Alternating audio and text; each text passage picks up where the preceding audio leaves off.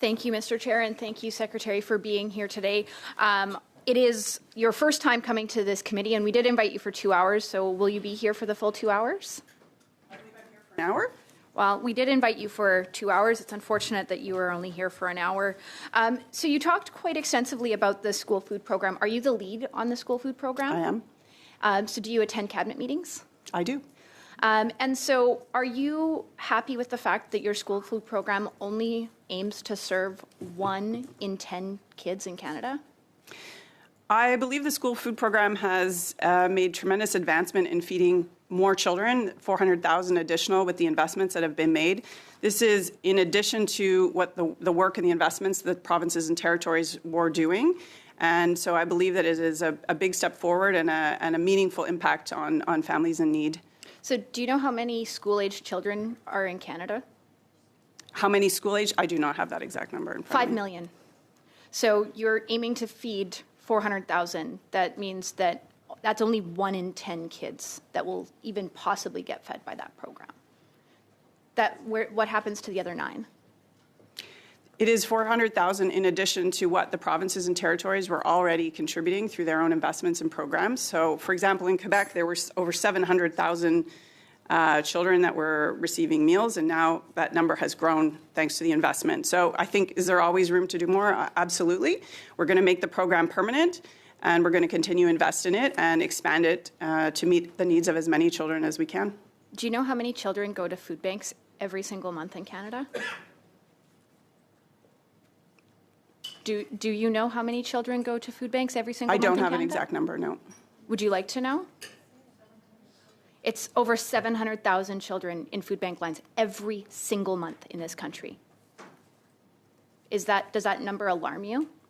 I think it's important to note that the programs and supports that this government is investing in the budget, for example, the Canada Child Benefit, as I mentioned, school food, dental care, child care, these are all ways that organizations that provide support and fight food insecurity have said will support and fight food insecurity. So our government is investing in those things to support families who face food insecurity. As far as I can tell, members opposite have voted against all of these supports that the industry and that those, that those working on the ground in these sectors have said will help address the problem. So, Minister, do you believe that government is best suited to feed children and not parents?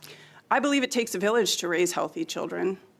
So, but my question, do you know how the percentage of the clients at food banks that are children? I don't know that number, no. It's 33%. A third of the people that use food banks in this country are kids.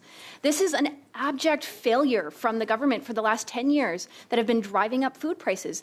Food prices continue rising every single month. Every single month. Families are struggling to put healthy food on the table, and your guys' solution is to feed 1 out of 10 kids in school. So what happens for the kids that are under school age?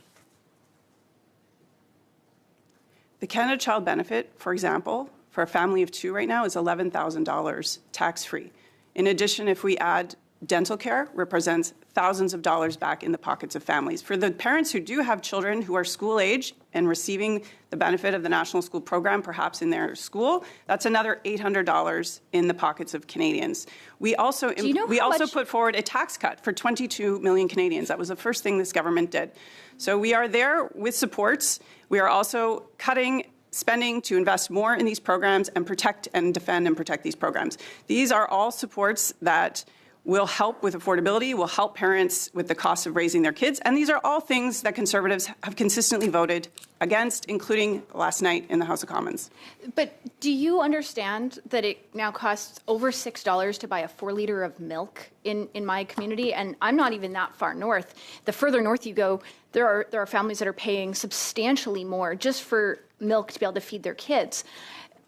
Baby formula has gone up in 8 years. In 8 short years, the price of baby formula has increased by 84% in this country. There are families that are resorting to buying opened cases of milk just so they can feed their babies.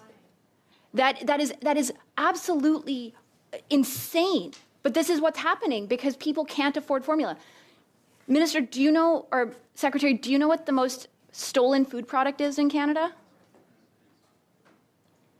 I do not. Baby formula. That is an indictment on the quality of your government being able to allow people the dignity of buying food.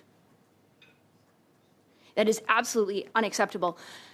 I guess we're probably not going to agree on whether government or families should be feeding their families. I know clearly I think that it's families that should be feeding their families and not having to rely on government. But my question to you is, do you believe as legislators, perhaps we can find some common ground here, do you believe as legislators we should be doing what we can to protect the most vulnerable in our society, our children? I do, and that's why I support the Canada Child Benefit and why I've supported this budget and previous budgets which support and protect that investment. It is a $28 billion investment into families across this country. It reaches over 6 million children. So Minister, are you committed to helping the most vulnerable in our society, our children? I think everyone in this room is committed to helping the most vulnerable in our society. I'm glad we could find some common ground. Goodrich. We'll now go to Madame De Roche. Madame De Roche, Ms. Church. Sorry, just a point of order, Chair. What is the point of order? Chair, while my colleague was speaking about people watering down baby formula and about baby formula being opened, the parliamentary secretary, Ms. De Roche, said that she was lying.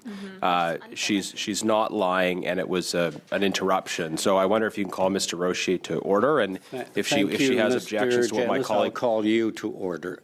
Thank you, Ms. Church. Chair, for what? She called her a lie and it was a heckle. Can we have some decorum, Chair? It is a matter of order. It's a matter of decorum. And I'm asking you to call on the member, the Parliament Secretary, to address this. Thank you, Mr. Janice. We'll now go. Monsieur Joseph, pour 5 minutes. Merci, Monsieur. 5 minutes, Mr. Joseph. Thank you, Mr. Chair. I see how my colleagues run the opposition. It's really quite amusing. It's very concerning.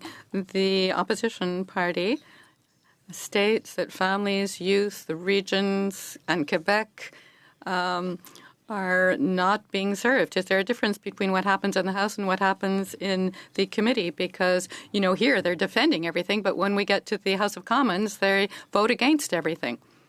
So here's my question for the Secretary of State. After the opposition voted against the budget, which helps families, youth, and our regions, especially Quebec, has the opposition party gotten in touch with you to propose any actual solutions to anything and sustainable solutions? We are in good communication with our colleagues throughout Parliament, and I'm available to meet any of them. I'm sorry with regard to Mr. Blanchet-Jonca. I think that we just didn't get to him in time, but I have certainly met with several MPs from all corners of the House. My question is, have they brought you any solutions, any ideas for solutions? Because, you see, we have the budget, which is being well received in Quebec, but people are saying, you know, slow down, don't spend too much. And the Bloc Québécois, however, has suggested to add several $1 million to our spending. Do you think that that makes any sense? I think that the budget that we have introduced, that the Finance Minister and the Prime Minister introduced in the House, does meet the moment. I think that the investments laid out in the budget and the reasoning behind those investments are sound, good policy, and things that Canadians are asking of their government. Investments to build an ambitious future, an optimistic future for youth, families, and workers of Canada. So I'm very happy with the budget and the direction we have taken with our investment plans, the direction taken by our government. And I'm proud to be supporting what's in the budget. Do you think that some of the claims of some parties of the opposition are in line with what's really in the budget? I like the budget we have. All right, that's very important to hear. Now, Ms. Goodrich asked a question of you and was quite insistent, but in the House of Commons, she voted against what she seems to be defending here in the committee. Does that add to her credibility? I mean, let's be frank. Let's just put the cards on the table here. I think that it's always wiser to support investments that you seem to be calling for, dental care, early learning and child care, the child benefits. When we're in committee, we're supposed to be judicious and not accuse people of things. And so first, when I was asking my first round of questions, I had Liberal members accuse me of lying. Now I have Liberal members accuse me of hypocrisy. This is not how we conduct ourselves in committee, and so I believe that this is against the rules of our committee. Thank you, Ms. Goodrich. I would ask all members to be judicious in their phrasing, but members are accountable for their public positions. Thank you. Mr. Joseph. Point of order, Mr. Chair. Calling somebody a liar in committee is absolutely against the rules of order. Period. Thank you, Ms. Goodrich. I'll review the blues from this particular meeting with interest. Monsieur Joseph. Monsieur le Président, je vais continuer. Mr. Chair, I will continue in the same wise, because when I see someone who's just playing political games, I'm willing to call them out. I'm here to defend real positions. Hypocrisy is not helpful. So let me put a final question to the Secretary of State. The efficiency and effectiveness of the school program, food program, has been put in question. We do know that these allegations are inaccurate. Could you tell us the real effects of the school food program and what we can expect of it going forward? I could give you more figures about the school food program, which now is used in all provinces and territories,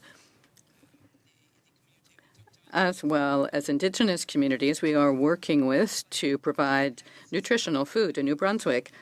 The government's supplementary investment of $11 million represents about 57,000 more children receiving school food meals in about 170 schools. This is very good news for New Brunswick. PEI, $7 million invested, 15,000 more lunches, 8,000 more children as well receiving breakfasts. I could continue with these figures for all regions of Canada. It's quite clear that this investment. Thank you. Thank you, Mr. Joseph.